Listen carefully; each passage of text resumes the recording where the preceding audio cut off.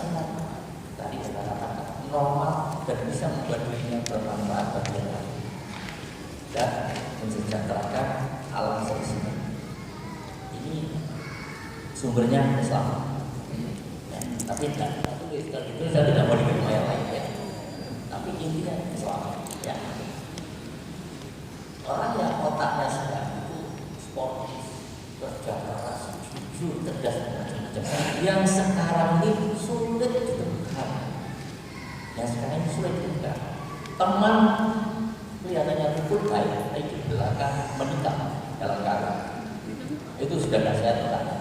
Ya, itu tak normal ini ya. Rendah hati, baru lulus sarjana sudah jalan-jalan. Kamu nggak tahu siapa saya. Itu menunjukkan ada gangguan kan? Kalau ada namanya seperti ya, bagaimana saya tahu Anda sendiri tidak tahu diri itu siapa? Itu menunjukkan kesombongannya, pongan. Seolah-olah darah hebat. Justru sebaliknya, orang yang semakin ilmunya banyak, dia semakin tahu dirinya itu kecil. Masih banyak yang dia tidak ketahui. Sehingga orang yang ilmunya banyak dan ilmu tidak memberi jasa ya, belajar sungguh ya, maka orang itu sulit untuk berbuat sombong. Karena dia tahu setiap melakukan satu penelitian buatnya saya belum bisa diselesaikan. Jadi dia semakin merasa kecil.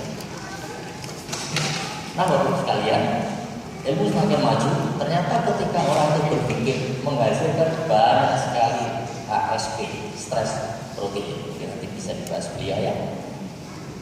Dan ternyata stres protein itu berpengaruh pada seluruh fungsi protein yang ada di dalam tubuh kita.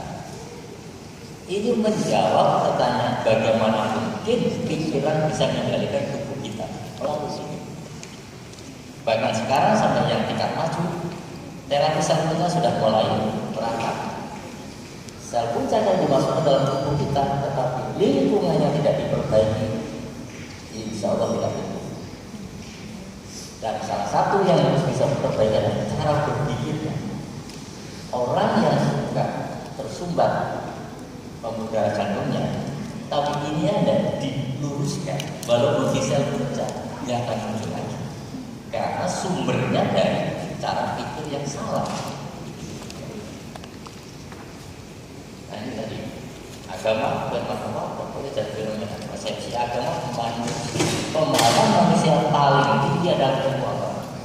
Jadi mereka yang lulus dari pendidikan agama Islam yang diberi adalah ilmu agama. Ingat, ilmu kebenaran, ilmu tentatif. Sebelum ada yang meneruskan, menyempurnakan, dianggap benar. Tapi ternyata dalam perkembangan akan terus berkembang. Jadi dari yang bijaksana akan selalu mengatakan bila benar, katanya pada Allah. Tapi kalau ada kekurangan, karena yang ngomong kekurangan. Itu yang benar. Jangan katakan aku tidak terkenal. Apa yang saya omongkan adalah agama. Maaf, sombong. Sombong itu adalah bukan untuk kita. Untuk sang pencipta, ya. Jadi ada agama konsepsi, persepsi dan empirik. Nah, sekarang kita umat Islam,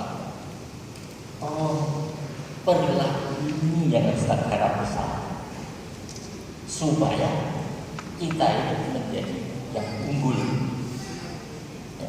Kita bisa mengalahkan mereka yang ada di luar sana kalau kita rajin melakukan penelitian. Semua apa yang sudah diempirikan dan kita temukan dalam hadis dan sebagainya, tolong dikaji, diriset, diteliti sampai akhirnya kita punya penjelasan sehingga nanti kebenaran kita akan naik, tidak empirik tapi empirik dan rasional. Ini kebenaran rasional. Ilmu hukum itu kebenarannya rasional, logika hukum. Sejarah itu kebenarannya empirik, fakta. Nah, kemudian kalau dua-duanya ini bergabung namanya krisis, kebenaran empirik dan bisa dirasionalkan. Kedokteran saat ini menggunakan yang terakhir, tetapi jangan sombong kedokteran, karena dulu juga dari empirik sama dengan pertama. Hanya bedanya bekam baru masuk ke Indonesia sehingga belum banyak diteliti, di luar tidak dipelajari karena mereka tidak beragama Islam. Tetapi empiri keilmuan di dunia barat banyak dikaji orang sehingga menjadi suatu ilmu yang lebih dulu. Itu yang membuat seolah-olah empiri itu lebih rendah kebenaran, padahal tidak.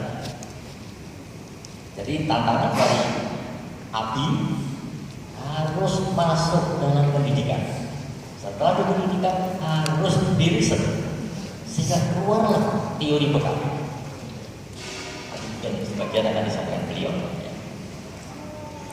Nah, ini yang harus hati-hati. Ketika Indonesia membuka diri, maka akan masuklah berbagai macam paham.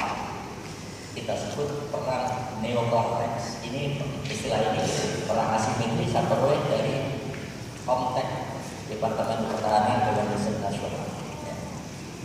Perang yang tidak menggunakan senjata, tapi menggunakan paham.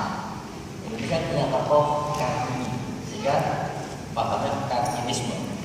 Pada salah Kartini itu gurunya ustadznya Mbak Soleh dari Islam. Kemudian ada aliran baru feminisme. Karena ini dari barat, dianggap hebat, maka banyak kaum awam yang kemudian terpincut dengan feminisme. Padahal beda. Feminisme itu berpandangan sama derajat, sama haknya